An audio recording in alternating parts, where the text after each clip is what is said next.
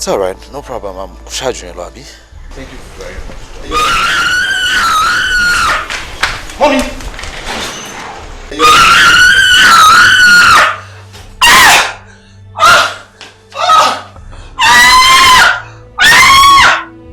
Mom! Mom, hold on. Mom. It's okay.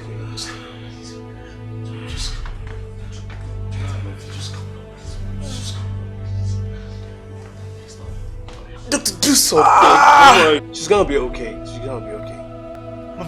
right. I love you. Just come. It's okay. Mark, she's gonna be okay. Calm down.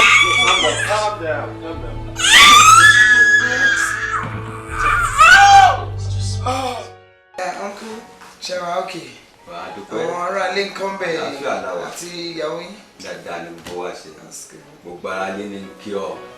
Really? Good people.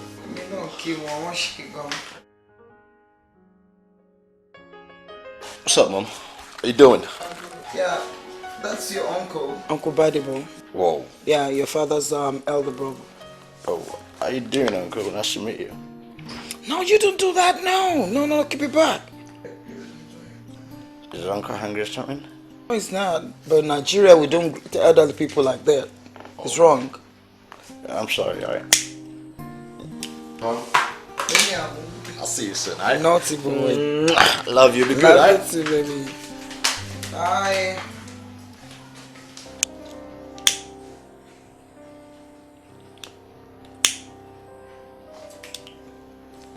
Ṣé ọmọ lè tí ẹ tọ́ yìí tó wá dé yìí tí ń náwó sí mi yóò bọ̀ lọ́wọ́ kan bí bàbá rẹ bá ń bẹ lẹ́yìn sí bí yóò dọ̀bálẹ̀ ni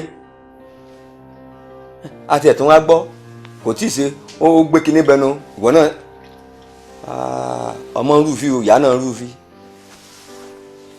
wo sàdánkátà yín ni ẹ kú iṣẹ́. Yeah, but uncle ẹ ti gbàgbé pé he was not born in Nigeria, but America láti raise dàgbà. He was born in the States. Tí bá bọ́ nínú ilé mi ò ní ṣe pásítọ̀ mọ́ ọlọ́mọdé níṣẹ́ ọwọ́ tí mo kọ́ mo níṣẹ́ ọwọ́ tí mo kọ́ ọlọ́run tó sọ pé dáàbì wèrè alàgbà kí ló ṣẹlẹ̀. mọ́mì wèrè. mọ́mì ò ní wèrè lọ́kọ̀. èèyàn burúkú ni yín o. ẹ̀yin lẹ gbé ọmọ yìí wájọ́ tẹ gbé wá ẹ bá fọ òtútù ṣàlàyé pé wèrè ẹ̀ gbọ́ngàn tún dé. ẹni wèrè ní àdé mi. àdé mi ò àdé. mọ́mì wèrè ẹ̀yin jẹ́gẹ́ ṣàlàyé o. tàríbò ló ṣe níbẹ̀. tàríbò ló ṣe níbẹ̀ tàbí ló ṣe níbẹ̀. láti 17 years tí mo ti gbà ọgbà wòlíì ìyàwó jẹ mi rí ọlọ́run má fi yà jẹ yín o. ẹ tó mi sílá. dáàdì ẹjọ ẹ bá mi tú wọn lẹ. aṣọ ìpínlẹ̀ fún ọkọ̀ bá ìṣá ọmọ yóò ní gbádùn ló.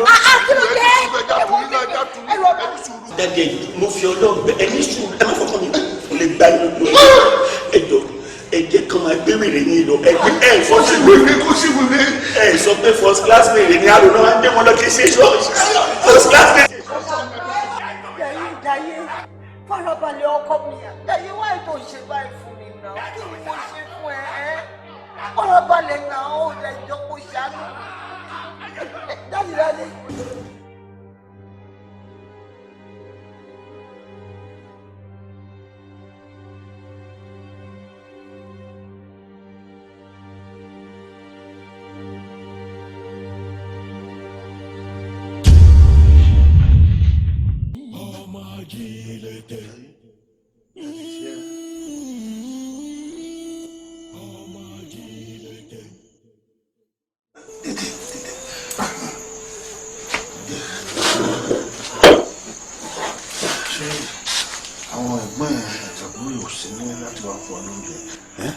ṣé obìnrin púpọ̀ pé oúnjẹ yẹn pẹ́ díẹ̀.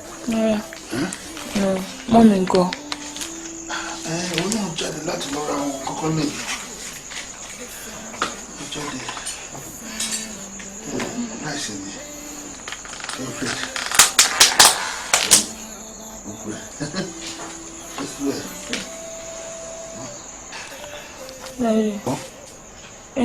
ẹgbẹ́ ẹ can release me. Please, even if it is just this room, Mo ní bọ́ síta. Wọ́n náà mọ̀ nǹkan tá à ń fight against now. Ní máa tú ẹ sílẹ̀ ní ìsìn tí wọ́n tún wà ní mood ẹ̀ sí lágbára ti fi dè é mọ́lẹ̀. Mo ní scatter anything. Tó bá ti wà bẹ́tà àtọ̀ ẹ̀ tí ó ṣe wàhálà kò ṣàjẹun náà jẹun náà kò gbé ìtàgára so you can have some strength. Jẹun. That's my girl. You're good.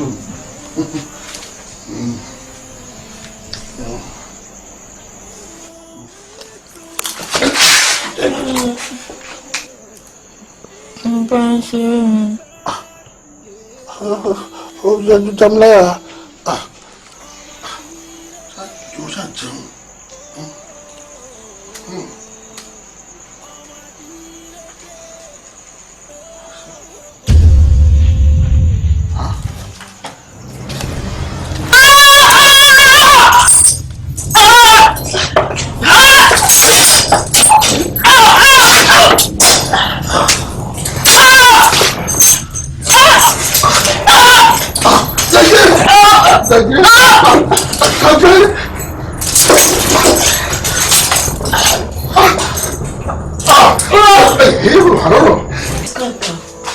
Calm down, my love. Calm down.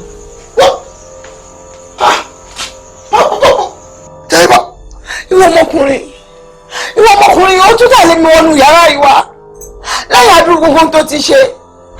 Pẹ̀lẹ́ ọkọ mi, calm down. Wọ́n ló ṣe.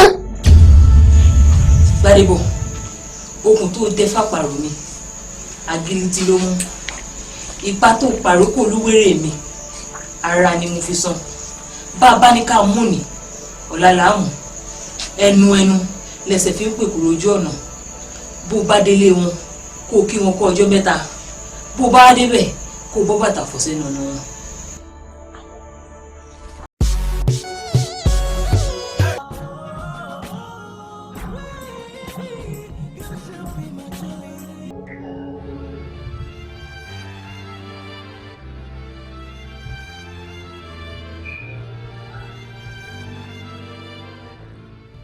Daddy, I need you to listen to me properly.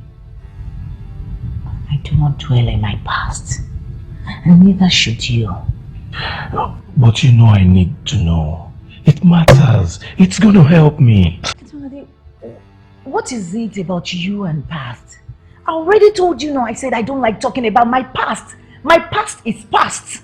I like to talk about my present and my future, so I don't want to talk about my past. Is there any problem in you telling me? No. Is there something else about this past? You keep talking about past. Show me at the secondary school, ni? No, like seriously. Come on. You just ruined this mood. Cheers. Excuse me. Good night. I told you I hate to talk about my past. I don't want to talk about my... I keep saying...